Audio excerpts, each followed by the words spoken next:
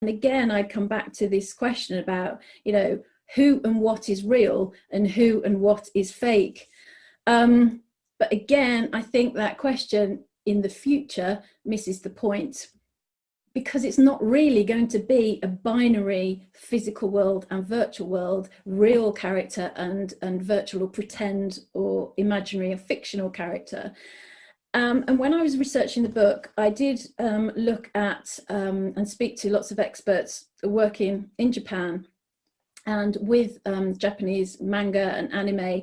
And I looked at the otaku as a bit of inspiration here, because obviously the otaku are heavily into characters and kind of know how to navigate their way around all of the different elements, or the elements, if you like, that make up a character. So not just the character itself, but all the different arrangements of characteristics that make up a character, and you can kind of mix and remix and play with them.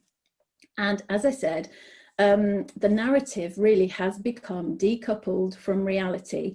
And what that means is that we can create virtual selves and artificial selves that coexist with and around us. And I think the otaku have been doing this for a long time.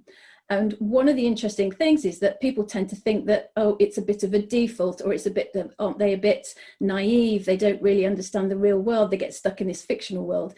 But what's underplayed is that this is a choice. And as Hiroki Azuma says in his book, the otaku choose fiction over social reality, not because they cannot distinguish between them, but rather as a result of having considered which is more effective for their human relations. This is purposeful, and it's because they feel that the real world is dysfunctional. And so why not construct their own alternative world in which they can code and build their own values and beliefs? And I think that's what we are going to be doing in the very near future. And we won't think it's a fictional world. It'll just be a world in which we have encoded into it better or more fitting values and beliefs.